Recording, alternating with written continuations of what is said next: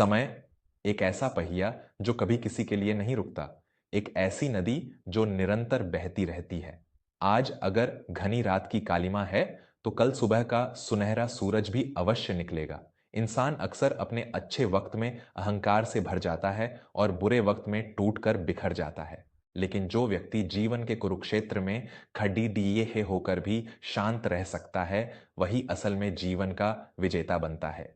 श्रीमद् भगवद गीता में भगवान श्री कृष्ण ने कहा है कि हे मनुष्य, तू व्यर्थ ही चिंता करता है, व्यर्थ ही डरता है। समय का चक्र जब घूमता है तो बड्ढे बड्ढे मुकुट धूल में मिल जाते हैं और झोपड़ियों में भी राज तिलक होते हैं। नमस्कार दोस्तों, वर्मा स्टोरीज में आपका स्वागत है। मेरी आवाज, मेरा नाम विवेक वर्मा है और आज मैं आपके लिए जो कहानी लेकर आया हूं, वह आपको जीवन के उस शाश्वत सत्य से परिचित कराएगी जिसे जानने के बाद आपके भीतर की सारी बेचैनी शांत हो जाएगी। बस आज शांत होकर इस कहानी को सुनिए, क्योंकि समय सबका बदलता है। सुजानपुर नाम का एक बहुत ही प्राचीन और सुंदर नगर हुआ करता था। उस नगर में दिव्यांश नाम का एक युवक रहता था। दिव्यांश पेशे से एक मूर्तिकार था। वह पत्थरों को तराश कर उनमें जान डाल देता था। उसके हाथों में साक्षात सरस्वती का वास था, लेकिन उसकी किस्मत ने कभी उसका साथ नहीं दिया। दिन रात की कड़ी मेहनत के बावजूद उसे मुश्किल से 2 वक्त की रोटी ही नसीब हो पाती थी। दिव्यांश भगवान श्री कृष्ण का परम भक्त था। वह हर मूर्ति को तराशते समय बस अपने कान्हा का ही स्मरण करता रहता था। उसी नगर में एक और व्यापारी रहता था, जिसका नाम था ब्रिजेश। ब्रिजेश बहुत बड्ढा आभूषणों का व्यापारी था। उसके पास धन, दौलत, शोहरत, किसी भी चीज की कोई कमी नहीं थी। लेकिन ब्रिजेश के भीतर धन का बहुत बड़ा अहंकार था। वह गरीबों को कीधे मकोदों के समान समझता था। उसका मानना था कि इस दुनिया में पैसा ही सब कुछ है और जिसके पास पैसा नहीं है, उसका इस धरती पर जीने का कोई अधिकार नहीं है। एक दिन की बात है, दिव्यांश अपनी पत्नी कौशल्या और छोटी बेटी रेवती के साथ अपने छोटे से कच्चे घर में बैठा था। रेवती बहुत दिनों से बीमार चल रही थी। उसके इलाज के लिए दिव्यांश के पास एक फूटी कौडी भी नहीं बची थी। कौशल्या की आंखों से लगातार आंसू बह रहे थे। स्वामी, हमारी बच्ची की हालत दिन ब दिन बिगड़ती जा रही है। क्या हमारे हिस्से में विधाता ने सिर्फ दुख ही लिखे हैं? हम तो किसी का बुरा नहीं सोचते, फिर हमारे ही साथ ऐसा क्यों हो रहा है? दिव्यांश ने अपनी पत्नी के आंसू पोंछे और बहुत ही शांत स्वर में कहा, कौशल्या, जो पेड्डेच हमें ठंडी छांव देता है, कभी कभी उसके पत्ते भी झड़ जाते हैं। ये समय की परीक्षा है। माधव पर भरोसा रखो, वो कभी अपने भक्तों को मझधार में नहीं छोड़ देते। लेकिन स्वामी, आपके माधव तो मंदिर में पत्थर की मूरत बने बैठे हैं। हमारी बच्ची यहाँ टड्डी छप रही है। आप जाइए और नगर के सबसे बड्ढे वैद्य जी को बुलाकर लाइए। अगर पैसों की जरूरत पड़े तो आप ब्रजेश जी के पास जाकर कुछ कर्ज मांग लीजिए। आखिर वो हमारे पड़ोसी हैं, कभी तो काम आएंगे। पत्नी के बार बार कहने पर दिव्यांश भारी मन से ब्रजेश के पास गया। ब्रजेश उस समय अपने भव्य महल में रेशमी गद्दों पर बैठा मुनीम से हिसाब समझ रहा था। दिव्यांश ने जब अपनी परेशानी बताई और कुछ पैसों की मदद मांगी, तो ब्रजेश जोर जोर से हंसने लगा। अरे दिव्यांश, तू जिंदगी भर उन पत्थरों को ही घिसता रहा और आज भी तेरी वही औकात है। देख मुझे, आज मेरे पास कुबेर का खजाना है। तू और तेरी वो पत्थर की मूरत दोनों मिलकर भी मेरे एक दिन की कमाई की बराबरी नहीं कर सकते। चला है मुझसे कर्ज मांगने। दिव्यांश ने हाथ जोड़ कर कहा, ब्रजेश भाई, ये समय का फेर है। आज आप ऊंचाई पर हैं, कल शायद परिस्थितियां कुछ और हों। मेरी बेटी बीमार है, मुझे बस थोड़े से पैसों की आवश्यकता है। मैं पाई पाई चुका दूंगा।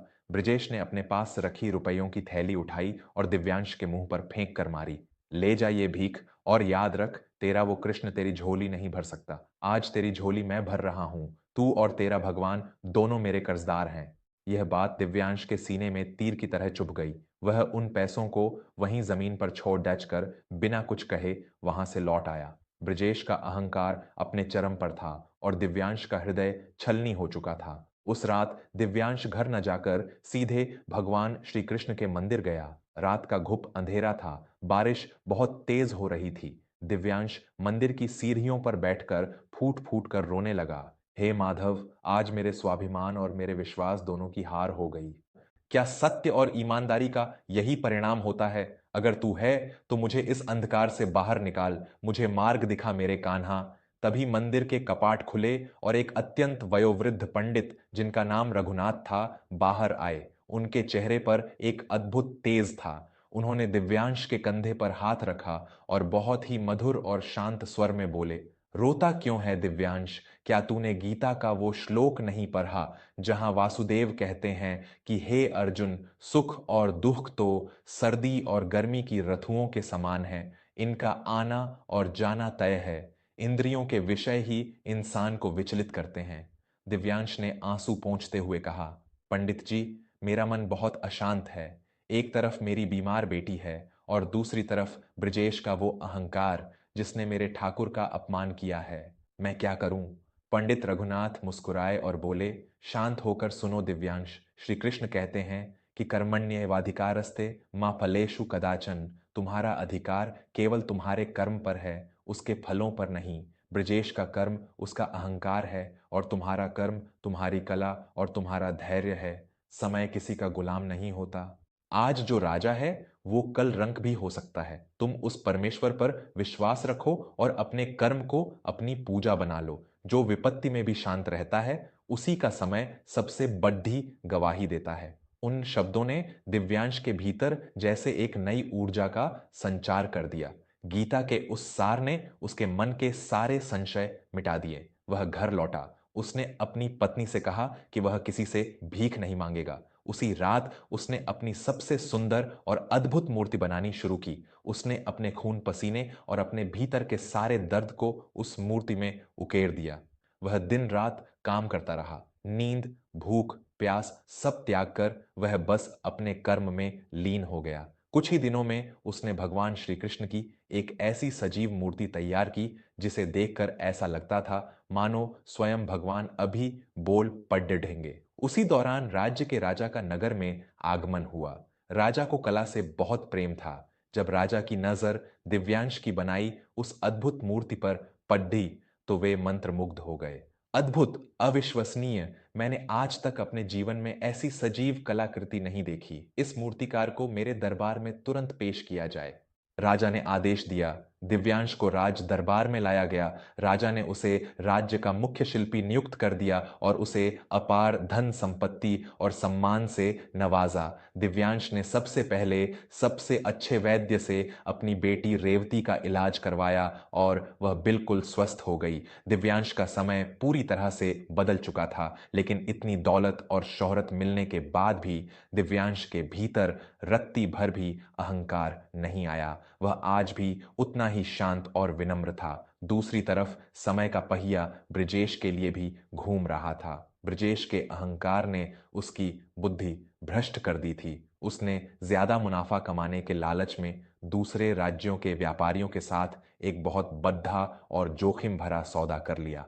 उसने अपनी सारी दौलत, अपना महल, अपने सारे गहने उस व्यापार में लगा दिए। लेकिन नियति को कुछ और ही मंजूर था। समुद्री तूफान के कारण ब्रजेश के सारे जहाज डूब गए। उसका सारा माल पानी में समा गया। जिन व्यापारियों से उसने कर्ज लिया था उन्होंने ब्रजेश का महल और उसकी सारी संपत्ति जब्त कर ली। एक ही रात में ब्रजेश राजा से रंक बन गया। जिस ब्रजेश को अपनी दौलत पर इतना गुमान था, आज उसके पास अपनी पत्नी को खिलाने के लिए एक मुट्ठी अनाज तक नहीं था। वह सड्ढाकों पर दर दर की ठोकरें खाने लगा। जिन लोगों का उसने अपने अच्छे वक्त में अपमान किया था, आज वे सब उस पर हंस रहे थे। एक दिन की बात है, दिव्यांश अपने नए और भव्य घर के आंगन में बैठा गीता का पाठ कर रहा था। तभी उसके दरवाजे पर किसी ने दस्तक दी। दिव्यांश ने बाहर जाकर देखा तो फटे पुराने कपड़े में एक भिखारी खद्देदा था। उसका सिर झुका हुआ था और वह कांप रहा था। दिव्यांश ने ध्यान से देखा और चौंक गया। ब्रजेश भाई, आपकी यह दशा कैसे हो गई? ब्रजेश ने जैसे ही दिव्यांश को देखा, वह उसके पैरों में गिर पड़ और फूट फूट कर रोने लगा। मुझे क्षमा कर दो दिव्यांश, मेरे अहंकार ने मुझे अंधा कर दिया था। मैंने तुम्हारा और तुम्हारे भगवान का बहुत अपमान किया। आज समय ने मुझे मेरी असली औकात दिखा दी है। मैं पूरी तरह से बर्बाद हो गया हूँ। पिछले 2 दिनों से मैंने अन्न का एक दाना नहीं खाया है। दिव्यांश की आंखों में भी आंसू आ गए। उसने तुरंत ब्रजेश को अपने हाथों से उठाया और अपने गले से लगा लिया। ये क्या कर रहे हैं आप ब्रजेश भाई? आप मेरे बड्ढे भाई के समान हैं। मैंने आपसे कहा था ना कि समय का पहिया हमेशा घूमता रहता है। आज मेरा समय अच्छा है तो इसका यह अर्थ नहीं कि मैं भी वही अहंकार करूं जो आपने किया था। मेरा कान्हा मुझे यही सिखाता है कि जो गिरे हुए को उठाए वही सच्चा इंसान है। दिव्यांश ने ब्रजेश को ससम्मान अपने घर के अंदर बैठाया, उसे अच्छे वस्त्र दिए, भरपेट भोजन कराया। इतना ही नहीं, दिव्यांश ने ब्रजेश को अपना व्यापार फिर से खडदा करने के लिए बिना किसी शर्त के कुछ धन भी दिया। ब्रजेश रोते हुए बोला, दिव्यांश, तुमने आज मुझे जीवन का सबसे बड़ा सबक दिया है। धन और दौलत तो आनी जानी चीज है, लेकिन इंसान का स्वभाव और उसका कर्म ही उसकी असली पहचान होती है। तुम्हारे कृष्ण ने आज मुझे मेरी गलती का एहसास करा दिया।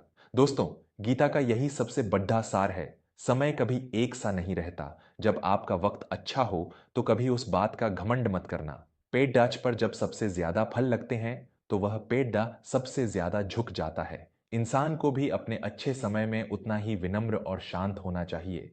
और जब आपका वक्त बुरा चल रहा हो, जब चारों तरफ सिर्फ अंधेरा नजर आए, तब भी शांत रहना सीखें। अपने भगवान पर, अपने इष्ट पर विश्वास रखें। वो आपकी परीक्षा जरूर ले सकते हैं, लेकिन आपको कभी हारने नहीं देंगे।